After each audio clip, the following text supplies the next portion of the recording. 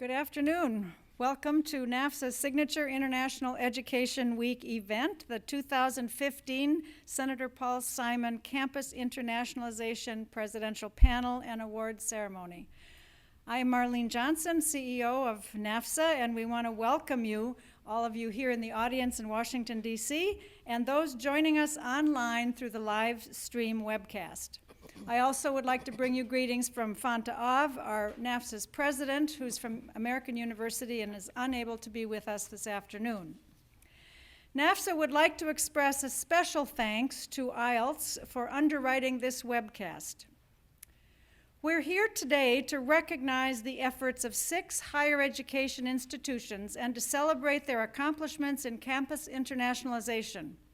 We're very pleased to welcome Dr. James T. Harris III, President of the University of San Diego, Dr. Lynn Pasquerella, President of Mount Holyoke College, David LeBron, President of Rice University, Nancy M. Taggart, Acting President of the University of Delaware, Dr. Troy Hammond, President of North Central College in Naperville, Illinois, and Teresa Sullivan, President of the University of Virginia. The Simon Awards honor the late Honorable Senator Paul Simon, a strong voice for civil rights, diplomacy, and international education. The Simon Award celebrates universities that have embraced a culture of campus-wide internationalization with the goals of creating a globally competent workforce, advancing learning and scholarship, and enhancing global leadership and exchange. Today, I am very pleased to welcome Martin Simon, son of the late Senator Paul Simon, to give a few words. Martin?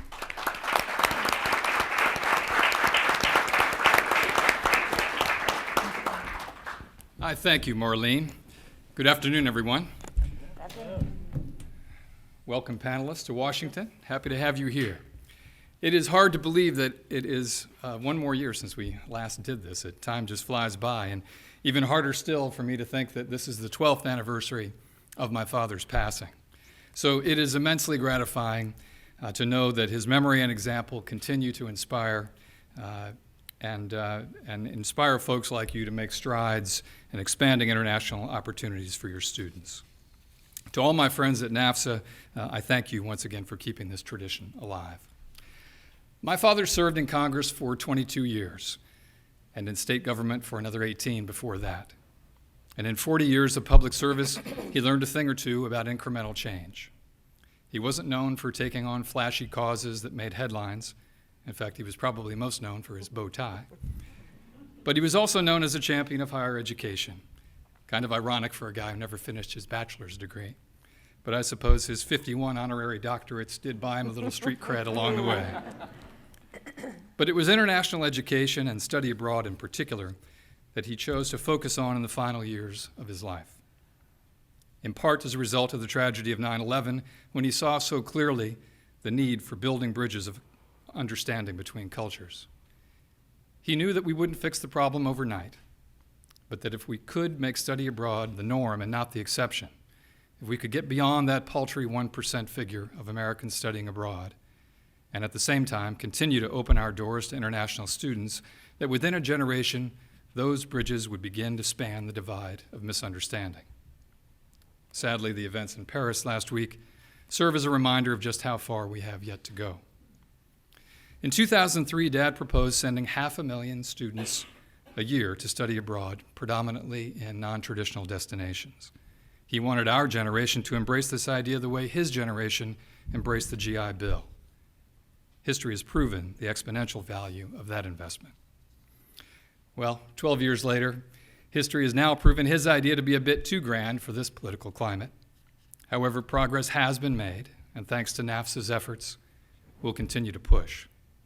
But tonight we're here to celebrate incremental change, significant incremental change. The advancements and innovative ideas that you all have embraced, ranging from North Central's Please Go Away t-shirt day, I love that, to UD's Engineers Without Borders program, you guys have literally built bridges, and to VCU's Globe program and its Culture Brokers, a great way to bring young people together. San Diego's Provost Andrew Allen said in prodding his school to increase its international visibility that, quote, "a global footprint has to be more than 1 foot." A great line. Well, ladies and gentlemen, I applaud all of you for having jumped in with both feet, and I look forward to presenting your awards a little bit later. Thank you.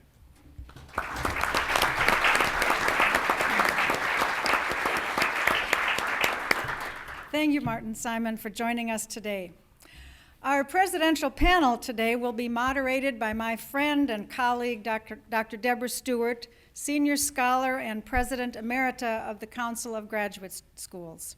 Dr. Stewart served as the president of CGS from 2000 until 2014, and previously she served as interim chancellor at the University of North Carolina, Greensboro, and graduate dean and vice provost at North Carolina State University. Dr. Stewart has written on a wide range of higher education issues and regularly lectures on higher education, research, and global competitiveness at universities and educational organizations around the world. She currently serves on NAFSA's board of directors. Please welcome Dr. Stewart.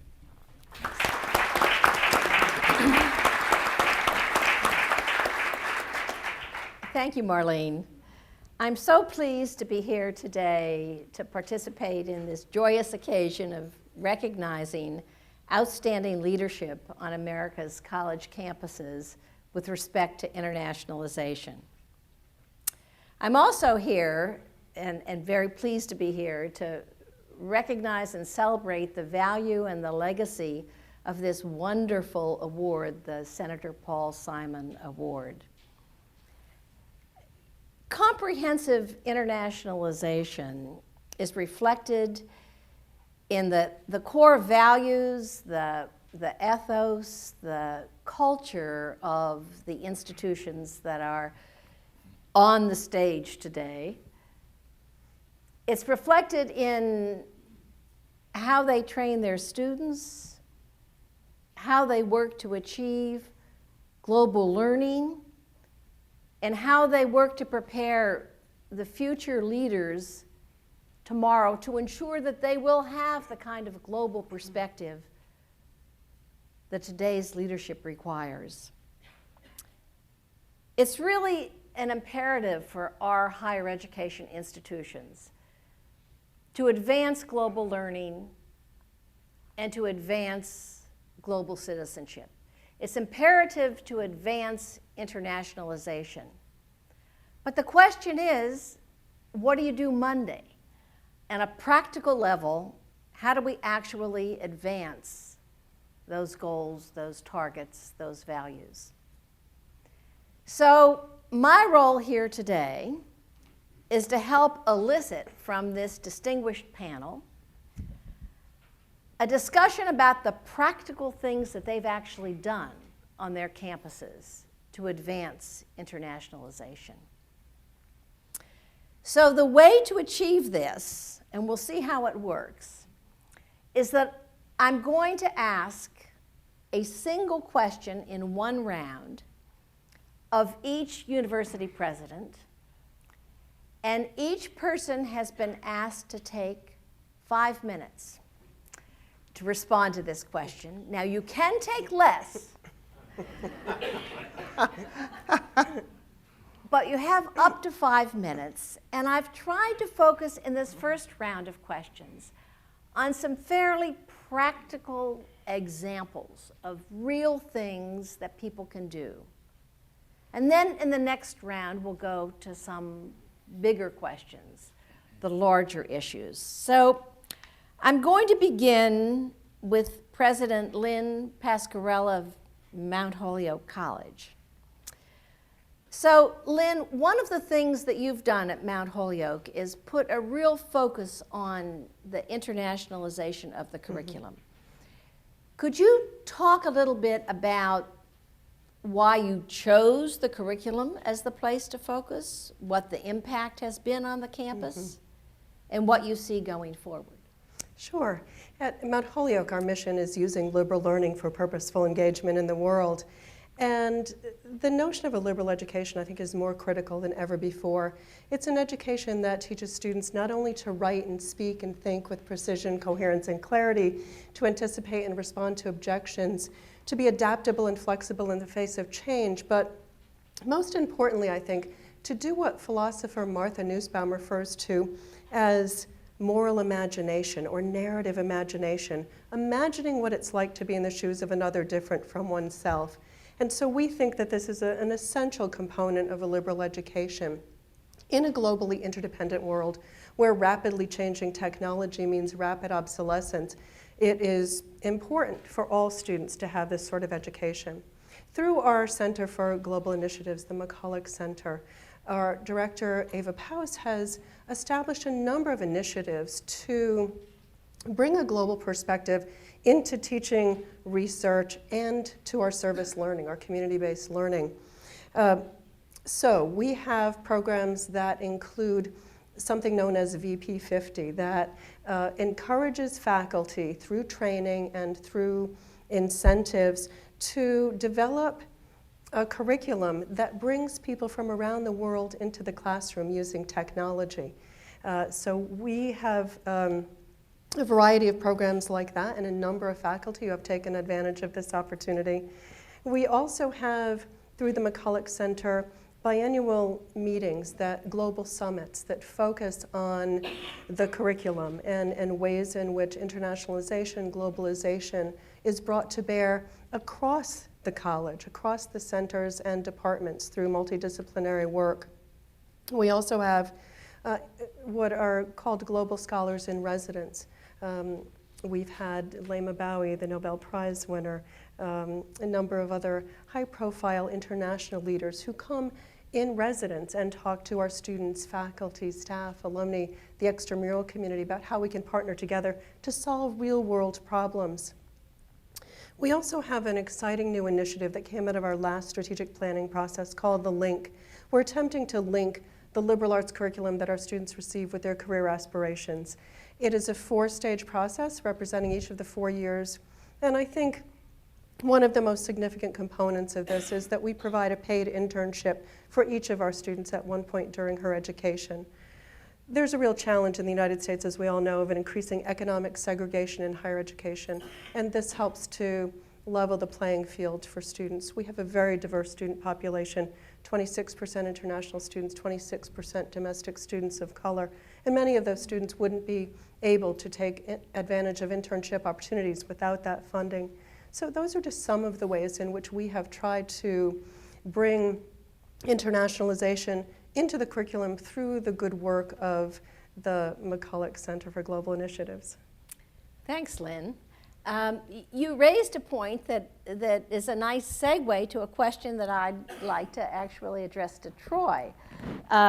President Troy Hammond of North Central College, you've made, as one of the major foci of your work at North Central in internationalization, finding ways to broaden access, the kind of access that Lynn was talking about. Could you elaborate on that a bit more? Why was it important at North Central to have that particular focus? What specifically have you done to open the entry points for international experiences for students? How can you move to make it not an economic barrier, but rather a kind of smooth pathway for students to have that kind of experience? Right, thank you. Our at North Central College, internationalization has been part of the history, the culture, the ethos of the institution, going really back to its founding in the late 1800s. But really starting a little over 20 years ago, the faculty gathered together and decided to make this a real priority. Our journey toward where we are today in internationalization came from an effort that was envisioned then, and one of the core principles was that access to study abroad opportunities needed to be available for all of our students, regardless of their financial situation. Specifically at North Central, students are able to pursue a semester abroad or term abroad program essentially for the same cost as their tuition and room and board that they would normally be paying to the institution, with the extra cost of airfare and incidental extra living expenses in their abroad location. And even those extra expenses, the institution over time has been able to create a number of scholarship opportunities, both funded, gift funded, and also institutionally funded, to cover the costs for those students that still face that as a barrier. And then our Office of International Programs has developed a broad array of opportunities for those students that are both a full semester opportunity, in some cases a year opportunity, but also in other cases we have a December term that's 3 weeks long, that it may just be a short-term international study opportunity to create as many pathways as possible for those students. And then it's not just about creating the opportunities and creating the financial pathway. It's about the education of the students and encouraging them to take advantage of these opportunities. And that reflects the comment from Mr. Simon about our T-shirts. At the end of our fall term FYE program for all of our first-year students, and they've been educated during that program specifically on study abroad opportunities. We have a large international study abroad fair. We have a lot of participation from our partners overseas who will come onto campus.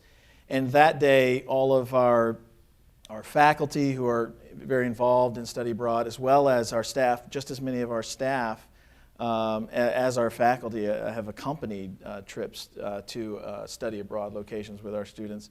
Those faculty and staff all wear the same maroon T-shirt with the bold letters, and hold your ears if in higher education you're responsible for retention at your institutions. But it says, "Please go away." The implication is for study abroad, and on the back of the shirt are a long list of locations that they have an opportunity to go to. And that really encourages the dialogue with our students as they see these around campus to come to the fair, learn about these opportunities, and take advantage of those. And that's, so I think that's the fruit of a lot of effort of our faculty and our staff with administration support at North Central to create those opportunities that we feel are very important, not only for the education of our students, but for the impact then that they have on our campus and in our community when they come back from these opportunities. Thanks, Troy. That T-shirt really catches everybody's attention, I think. It does. Kind of limiting access can come from a number of factors. One is economic, but another sometimes is simply field, especially at the undergraduate level. And while it might be very common for a student in foreign language or English literature to think about studying abroad, sometimes our STEM students are more challenged. Actually, at the University of Delaware, they've been taking this challenge on quite directly, and so I'd like to ask President Nancy Targett if she would speak a little bit about how the University of Delaware sort of boosted its commitment to STEM internationalization, why you did it, and why you thought it was important, and how it's working. Right, thank you. So STEM disciplines, science, technology, engineering, and math, are really increasingly important to a lot of the global innovation that is happening out there. And we want our students to be trained as in terms of global cooperation, global citizenry. And so we want to give them and encourage them to have the opportunity to study abroad. And also we want to remove the barriers for students from abroad to coming to the University of Delaware. So a couple of things that we've done that we've found to be good practices in this way is, first of all, with our English Language Institute at the University of Delaware. And we partnered, English Language Institute and the admissions office at the University of Delaware partnered to form a conditional admissions program so that students coming from abroad could get a strong sense of the English language and then be transitioned positively into classroom experiences at the university. And we found that the numbers of students in STEM disciplines, as well as other disciplines too, increased dramatically when we implemented that particular approach. And so we think that that's one way that we can enhance opportunities for students to come from abroad, engage in STEM disciplines at the University of Delaware. In addition to that, we built an infrastructure with those students where we have a global retention and recruitment group that meets monthly to try to develop where there are issues and to try to solve those issues before they become difficult. And one of the things that grew out of that was the whole Cohort Program that takes a University of Delaware domestic student and partners them in a mentorship way with 5 to 8 students and ensures that they are integrated into campus life and into their academic curriculum. So from that side, we ensure that the students get well integrated into the program. From the faculty side, then, what we do is try to take universal lesson plans and make that faculty more aware of developing those kind of universal lesson plans. And then in addition to that, have faculty aware of how to form in their problem-based learning classes multicultural, inclusive groups that can enhance everybody. And we have a new science and engineering multidisciplinary large building on the campus where this problem-based learning goes on for STEM disciplines, and this is a particularly effective way to integrate those students into the classroom.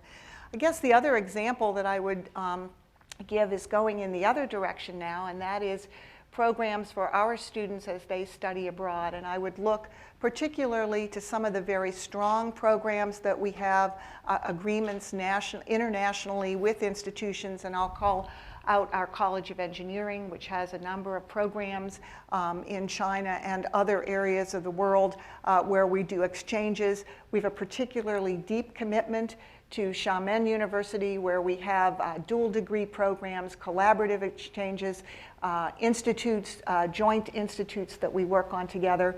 And of course, the Engineers Without Borders that you mentioned that literally has built bridges. A very, very strong program, student-driven at the university that takes our students on these international experiences. Malawi, Cameroon, the Philippines are 3 recent areas where they were doing water projects, as well as Guatemala for building bridges. So lots of programs on both sides, and I think the key to the program is interaction between the domestic students and international students, and making sure that they're not siloed, but really well integrated as sort of a cornerstone and foundation for the program. Great, that sounds terrific. Let me shift to a different set of challenges now, and that has to do with how, in particular campus cultures, you manage to advance a kind of commonly held internationalization goal. University of Virginia is a terrific institution. It's also an institution with some very strong professional schools.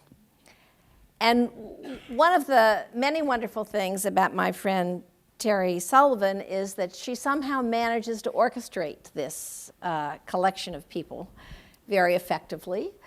So I'm going to ask President Terry Sullivan if she would talk a little bit about how, in a situation where you have a variety of strong schools, professional and other schools, how do you manage to pull together academic units behind a sort of common vision of internationalization and actually make it work?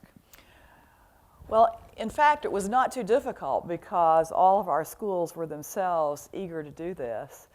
And I think some of this dates back even to our founding. Thomas Jefferson was our first Secretary of State. And he himself was a great lover of other cultures, and over half of the faculty who began the university came from abroad. But let me talk about the 3 professional schools, because that might be the place where you would think it was hardest to do this.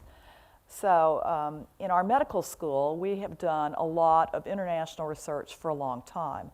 Dr. Walter Reed was one of our alumni who discovered the vector for yellow fever. And we've got a long tradition of doing important work in infectious disease, most recently in children's gastrointestinal diseases, in which through therapeutics such as rehydration therapy and better hygiene, we've been able to prevent infant deaths in a lot of countries. More recently, in studying various AIDS treatments in Africa, we've been able to bring that research back home to Virginia and apply it in lower income rural areas of Virginia. Well, all of that's an opportunity to expose your students to the research too. And so we do have rotations for medical students in which they, for example, might go to a clinic in Vietnam for one of their rotations. And students who begin to think about international activity, I think, will be more open to it once they enter their own professional practice. Our Darden School of Business has been, I think, in the forefront of developing a global MBA program. And that, of course, gives the faculty the opportunity to develop cases that study international issues and international corporations, plainly an important workplace. But our faculty have done some other things too. They've developed a couple of MOOCs on how to start a small business. It's a 2-course sequence offered for free on Coursera, and to date, over 250,000 people in well over 100 countries have completed that sequence to learn how to start a small business without having to go to a big university. So a number of our students have also had immersion experiences in places such as Rio de Janeiro, Singapore, Hong Kong, in addition to maybe the more traditional sites such as London. Our School of Law has strong faculty centers in international security and justice and in the law of the sea. And we also have law students who do study abroad, typically for a semester or a little bit less. Our architecture students work in Beijing and in Delhi. Pretty much across the university, through the professions, you'll find that we've got both students and faculty doing research and doing study and bringing what they've learned back to our grounds for the benefit of our students. And this has spilled over in wonderful ways to our undergraduate students. So Dr. Marcus Martin, whom I know is here in the audience, is an emergency room physician at the university. He takes a group of undergraduates, some from nursing, some from biomedical engineering, some who are just interested, to go to St. Kitts and Nevis every year to study emergency medicine and preparedness in a fairly low technology medical situation. Something that often changes those students' career plans for the way that they want to spend their lives. So it begins, I think, with curiosity from a lot of people. It builds on research, and it spills over in wonderful ways for the education of our students. Great story, Terry. Let me shift now. As all of you know, there are two kinds of awards that are under the rubric of the Simon Awards. The comprehensive awards, and all of the awards that have been discussed so far are part of the comprehensive award program.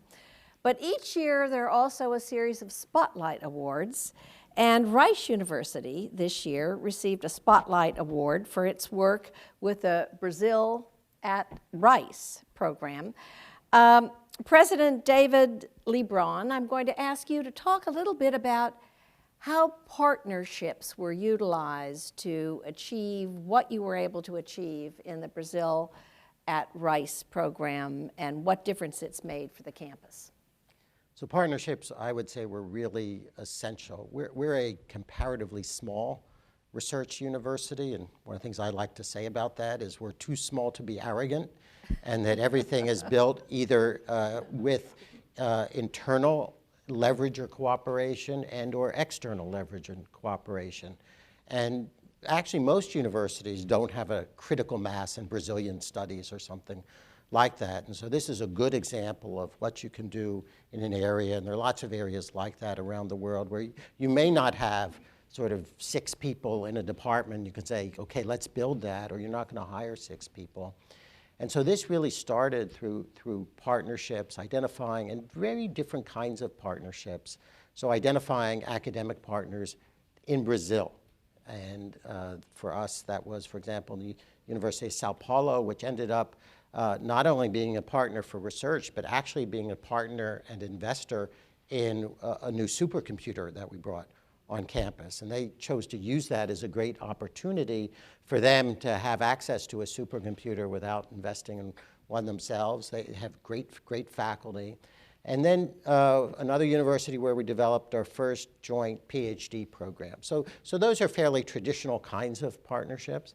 But then actually, as many people know, the Brazilian government really became a great partner in this with a very forceful program, but not just one of those faraway programs, but actually people on the ground, people interested in learning about your university. We became one of the first universities to participate in that with the Brazilian government. And then we're very fortunate to be located in Houston, which has, little known fact, the third highest number of consular representatives in the United States. It's an extraordinarily international city, and that's a huge asset for us, where we really make use of the consular officials in Houston and develop that relationship. Because we're the center of energy, and Brazil is a country very involved in energy, that meant there were Brazilian companies in Houston, and they became partners. And then back in Brazil, not just universities, but think tanks and policymaking enterprises, and that created relationships with our Baker Institute for Public Policy. So all of these external partnerships with academic institutions, government, industry, three-way partnerships, all enabled us to kind of really build a footprint and array of programs that made, I think, a quite big difference to the university. Now, I will say we made a choice. We made a choice that Brazil was a strategic priority for us. You can't do everything.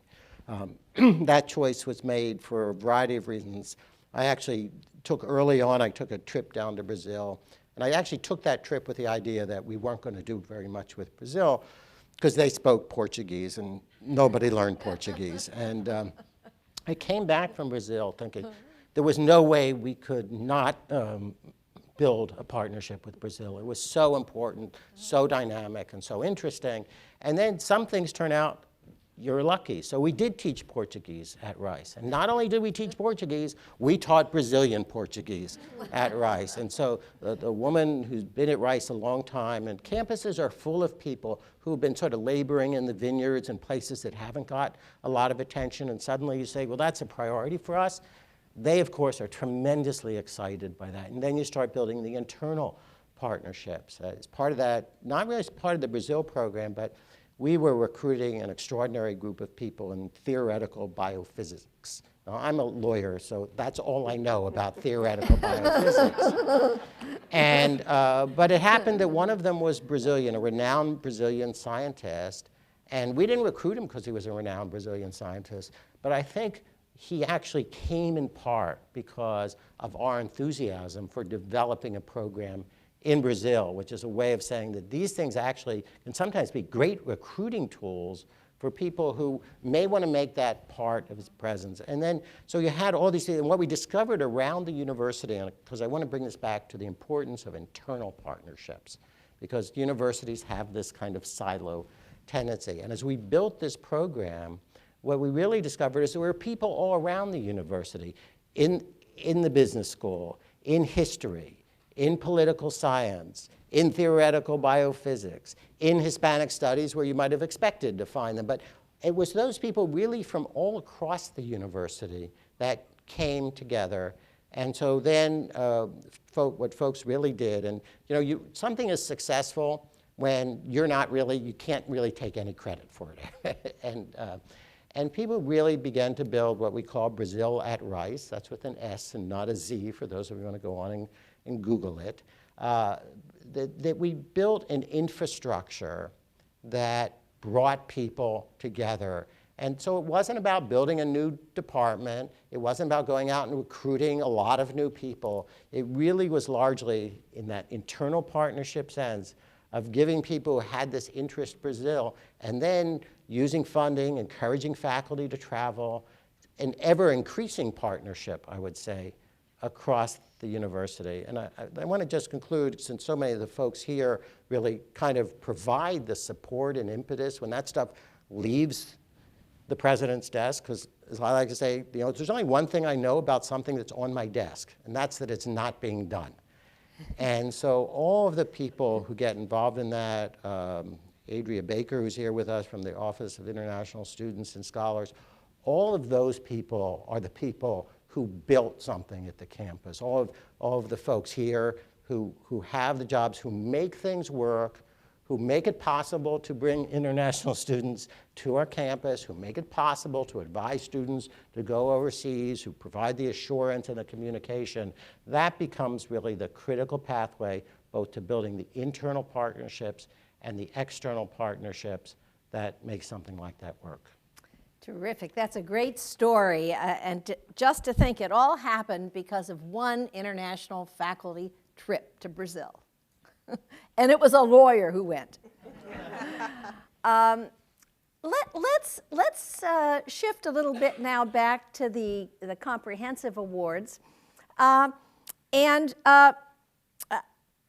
like to ask President Jim Harris of the University of San Diego, who was actually, San Diego was a recipient of a Spotlight Award in 2011, in particular for the development of this wonderful program on women peacemakers.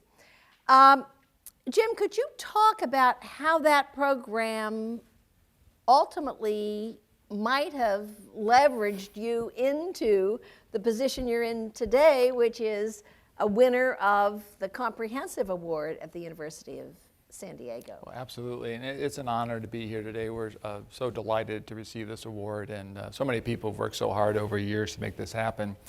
If I go back a little bit to the history of the university, it was founded by Bishop Buddy in 1949. He was the first bishop of the Archdiocese of San Diego, and he felt in order for the diocese to be strong, it needed a strong university, Catholic university. And so he founded it and said it'll take 100 years to build a great university.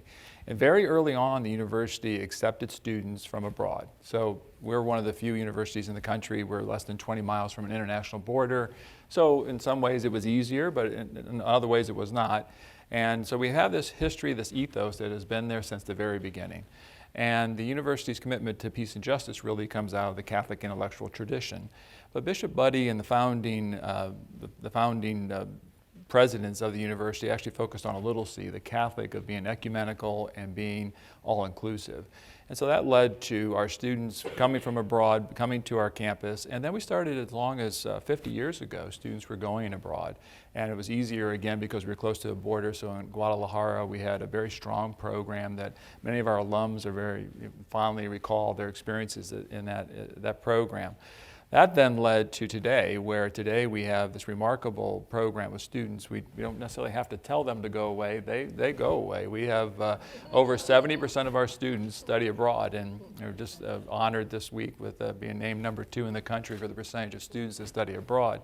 So, but the globalization piece that leads to this peace and justice is that our faculty are committed. So for example, next semester we have 80 courses that are tied to a global perspective.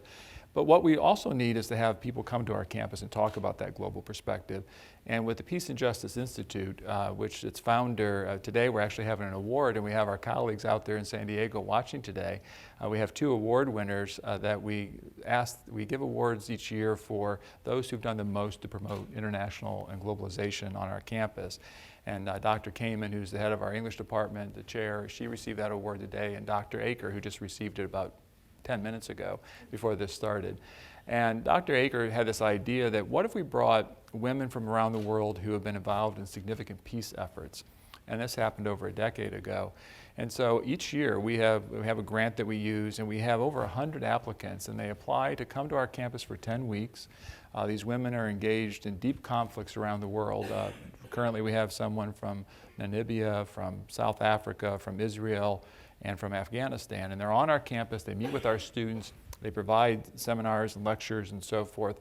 And that gives us a wealth of knowledge. In fact, my wife and I and our son had dinner with the 4 of them 2 weekends ago. And they talk about their experiences, and they share that on our campus. So the award that we received actually was a good housekeeping stamp of approval of sorts for the university. It was one way to point out a program that is really remarkable, hits to our core of peace and justice, highlights opportunities for women as leaders on our campus. And when these women are on campus, one of the interesting things is that we spend the 10 weeks, they actually spend half their day talking to a graduate student, and we're taking their stories.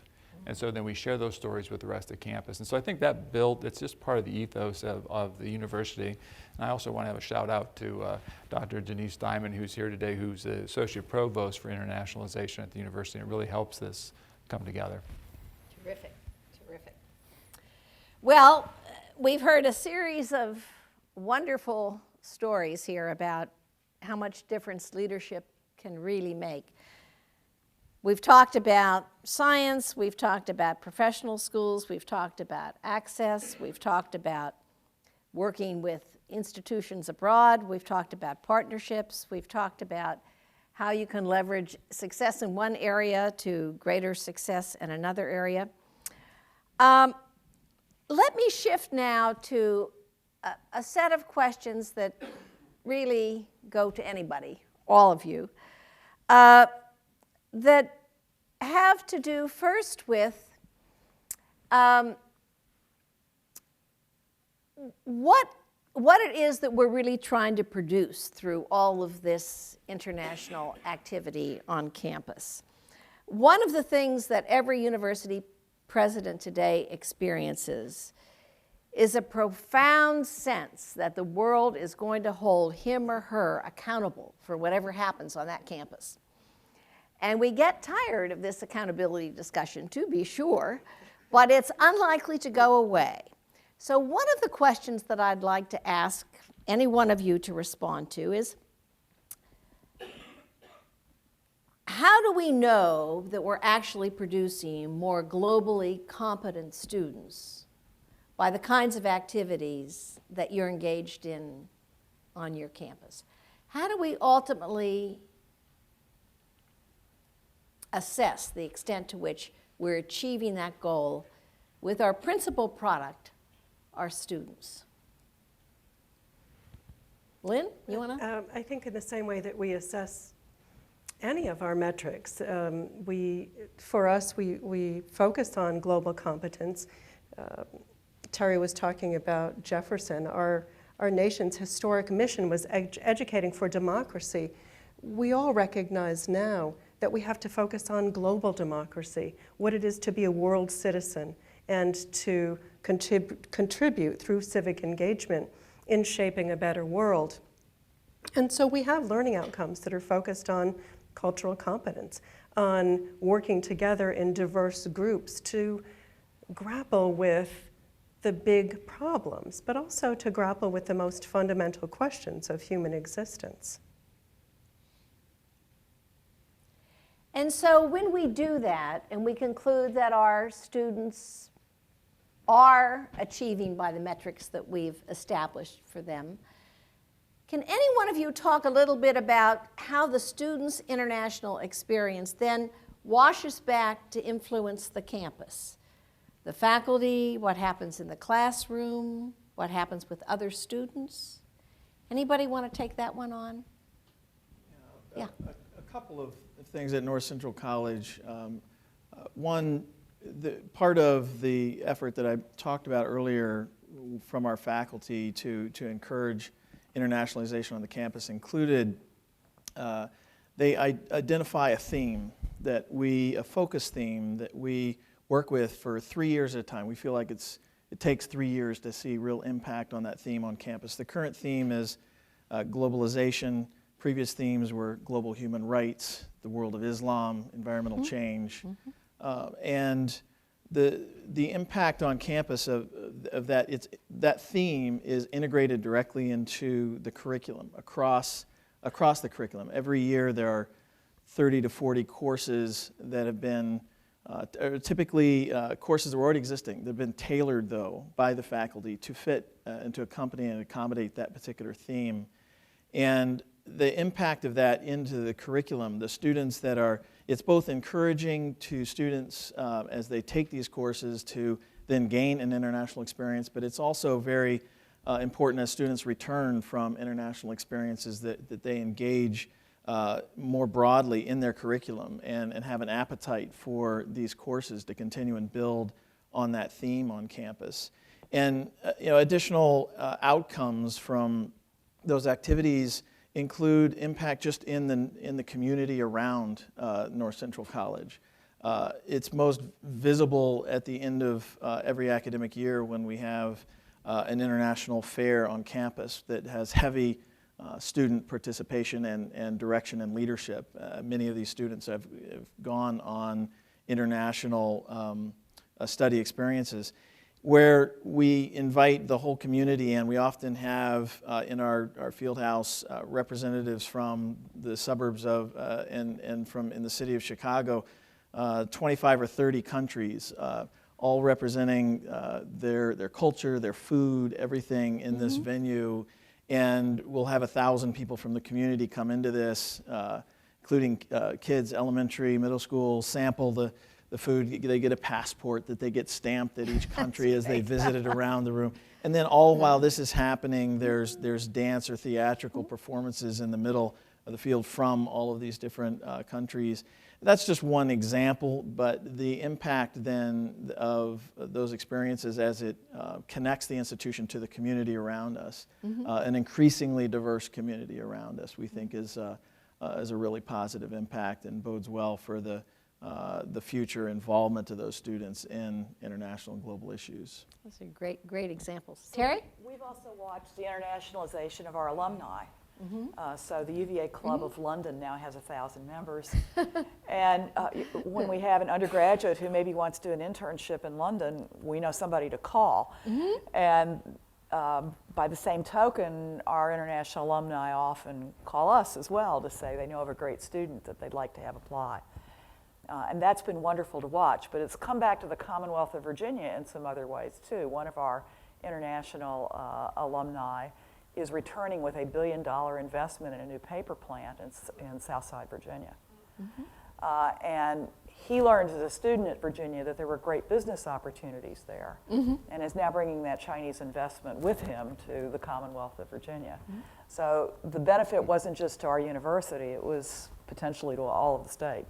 That's terrific. Nancy? So I think this speaks to, when I think about the University of Delaware's study abroad program, and I think to how it started in 1923, one of our faculty members had fought in World War I in Europe, and he felt it was really important to start to get students in the United States abroad to understand culture, to appreciate differences. And so he took the first study abroad program in 1923, 8 students on an ocean liner to France, and that was the start from there. And I think that the outcome of that sort of underlies what is part of our program today, and that is that the students bring back an understanding, an increased respect for, and relationships that they build with people in different cultures, and then that starts to build tolerance and respect, and that washes back to our campus and gets woven through the fabric of our campus too. So it's a win for all of us.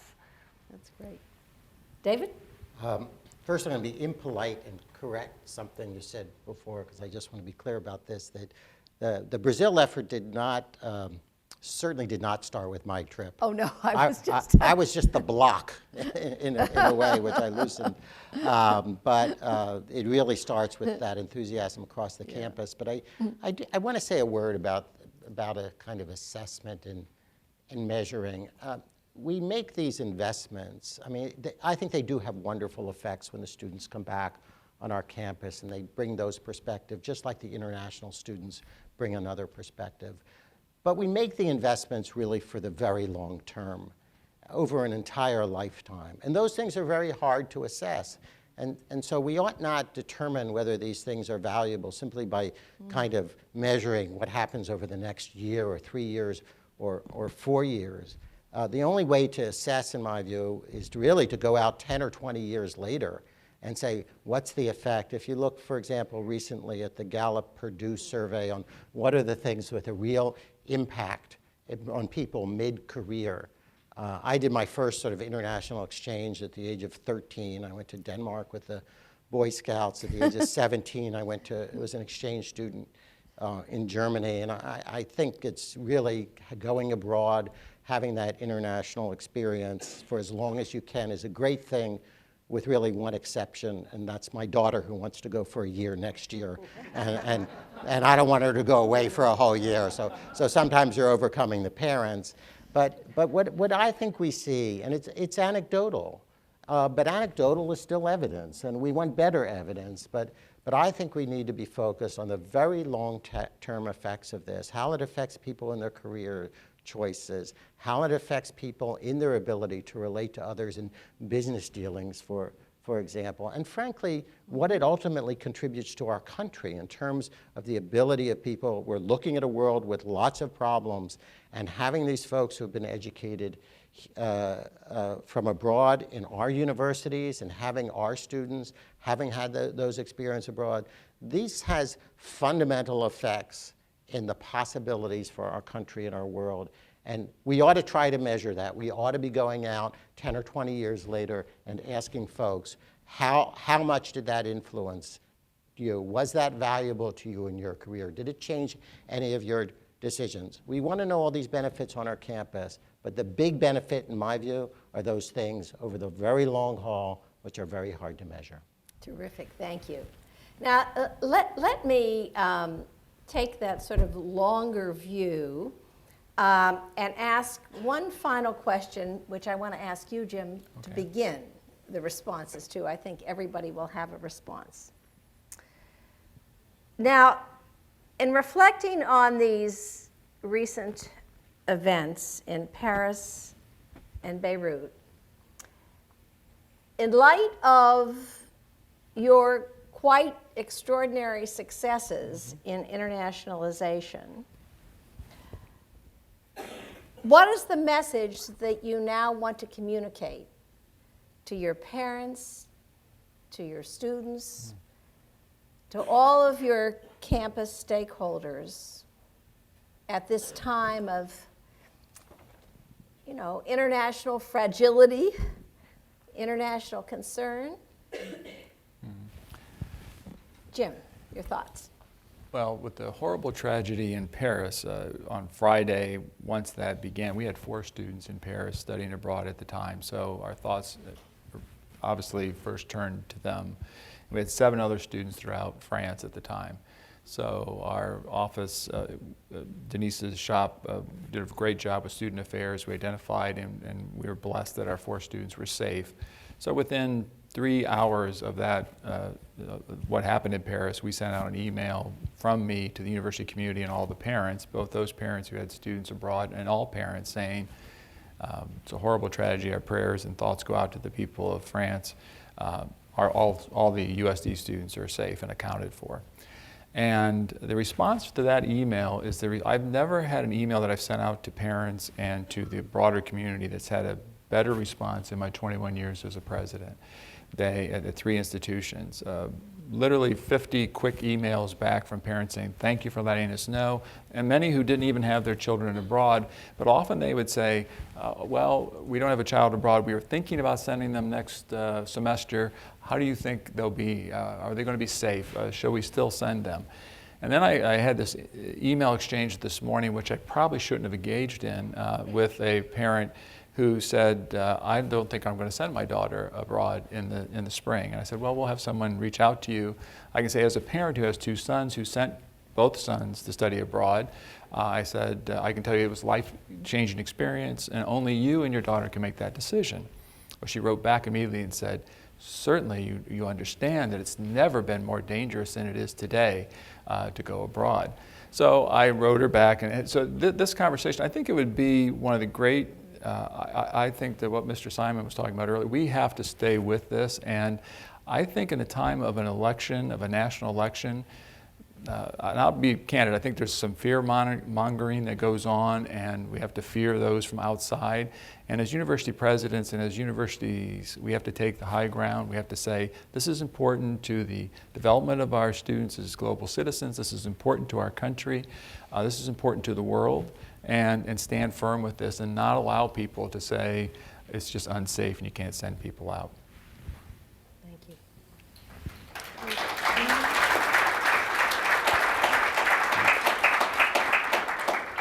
Lynn, what are your thoughts? I think the enormity of the challenges we're facing require a response from the global community. There's no one nation or group of nations that will solve these problems without the cooperation of the rest of the world. And so our students need to continue to take those risks, to go abroad, to be innovators in their own lives.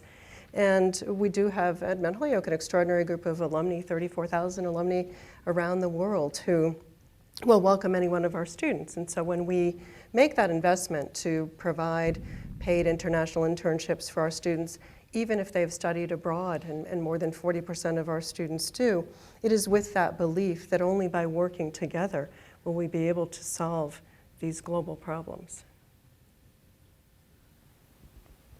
What about parent fear? You were very helpful in pointing out that parents are afraid.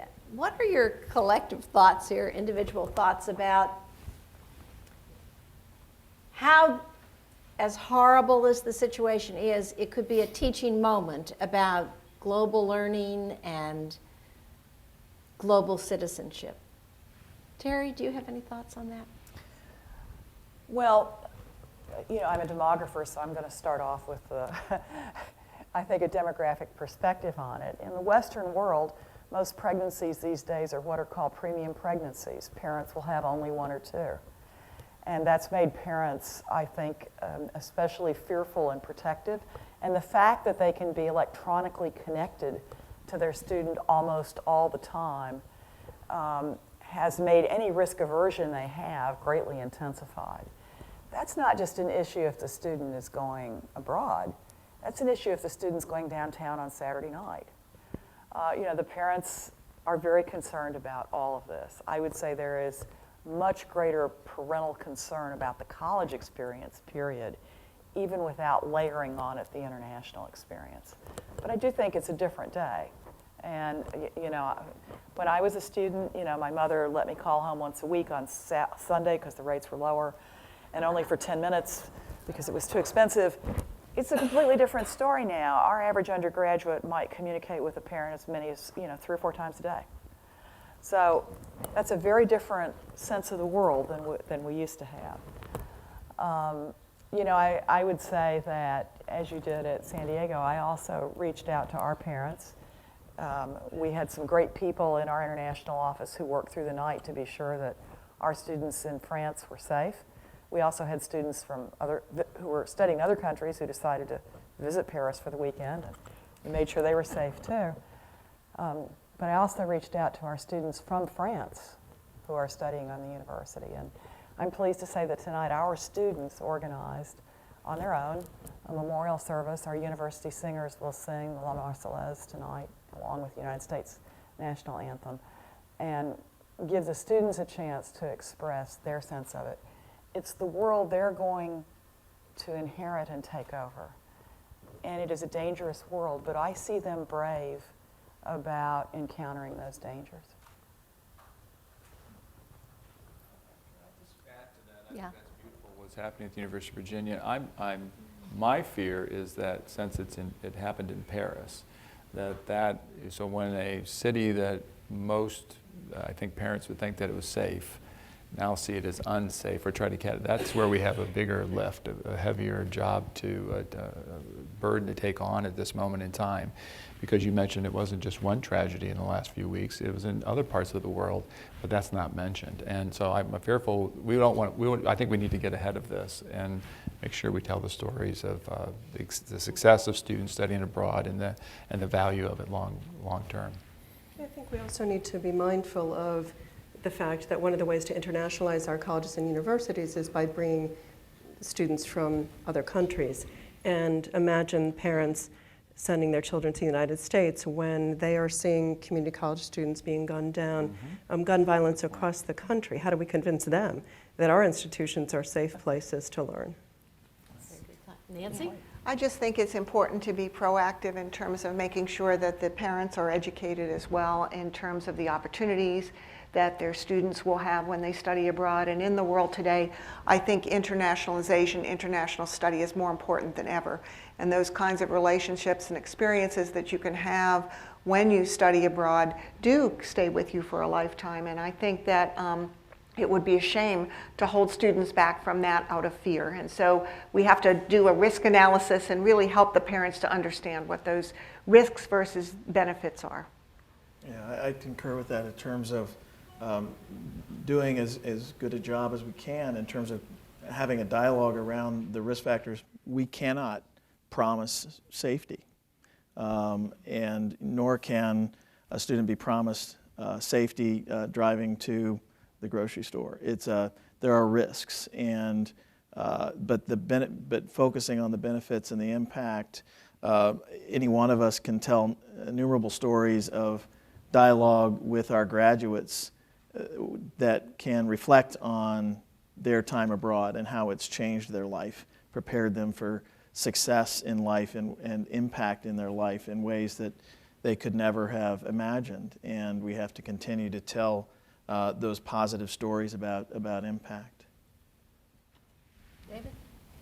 I bring, I guess, a slightly different perspective on this, having been in New York on 9/11 and sort of experienced that with our students at that time, having lost students in the collapse of the World Trade Towers. And you bring a couple lessons from that, I would say.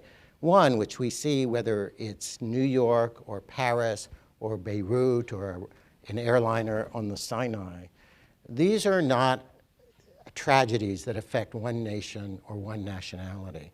That was very visible in the collapse of the World Trade Towers and this truly vicious assault. Those were people of, if you looked at those names and numbers from all across the world, all religions. And so I think that's a reminder of two things. One unfortunate, and I think one wonderful. The unfortunate one is there aren't these places. You know, that life these days is dangerous. And I think we have to understand a little bit, for those of us who didn't grow up in that environment, that we're looking at a generation in many ways that did grow up in that environment. And they have a for them, very rational set of fears. On the other hand, it's really a reminder that we are one humanity, and that the problems that we face and the dangers that we face are things we share. And I think, on the one hand, I think our students will be fearful. On the other hand, I also think they'll be motivated. They are motivated to want to address problems of the world. They are motivated to want to understand people from different backgrounds. And I think we have to seize upon that motivation and frankly, a certain fearlessness of people that age. That is what really gives us so much of the possibility. As I mentioned before, as a parent facing that decision by my daughter, I fully identify with those parents out there who say, you know, I don't think so. Now, mostly it's just because I'll miss my daughter, because that's another fear. But I think, as you've heard from the panel, that, you know, this is a world where we are going to have to contribute to the solution of the world's problems. And our students very passionately want to do that. And so I think as they see these problems, I think we can encourage them and be realistic about the dangers. And the truth is that trip downtown, statistically, is more dangerous than that trip to Paris. And we have to convey that to our students. But I think if we open them up just a sense of their own possibilities in the world, they will retain their enthusiasm for it. So let me just sum this up now as I'm getting the sign that we're approaching the final moments. If there's anything I think that the events of Paris and Mumbai and Beirut and New York tell us, it's that we can only hope in the continuing global development of our students, the growing sense of global citizenship that all of you work daily on your campuses to instill. We have extraordinary examples here of people who've taken this message very seriously. And I have to say that as we sit here today reflecting on what's happening in the world, it is one of the things that gives one hope. Not only that we have young people out there who are just inherently hopeful, but that we have presidents of universities who go to work every day trying to find ways of advancing the opportunity to develop that hopefulness in the form of a kind of new vision of a global citizen. So thank you all for the wonderful, wonderful work that you've done. Let me turn this back over to Marlene at this point for the wrap-up.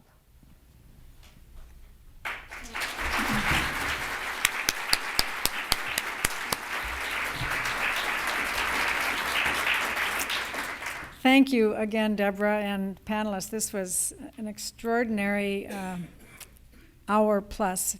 Clearly, it's not a surprise to anyone here why these universities have been recognized for the importance of their work in internationalization on their campuses.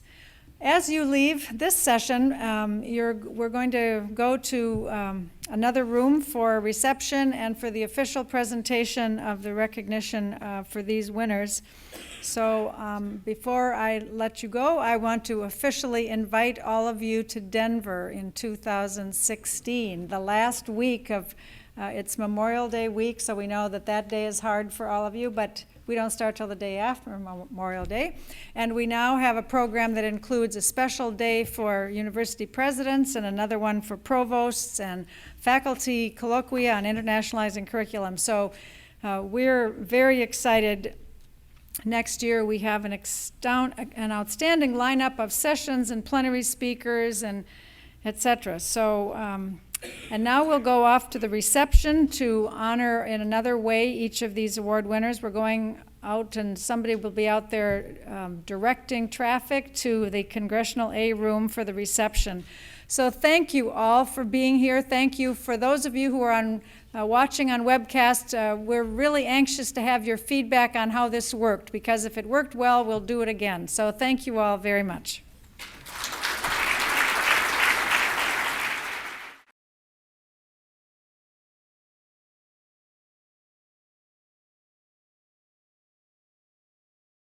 Students are able to have face-to-face interviews for testing purposes.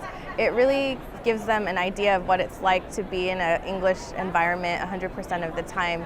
The IELTS is definitely the most popular exam, so we're really keen to see an increased take-up on it. IELTS is known to test all the 4 skills of language, so it gives an accurate measurement to someone's proficiency of English. We do like the part where you do have the face-to-face interaction. The spoken part of the test, I think, is excellent.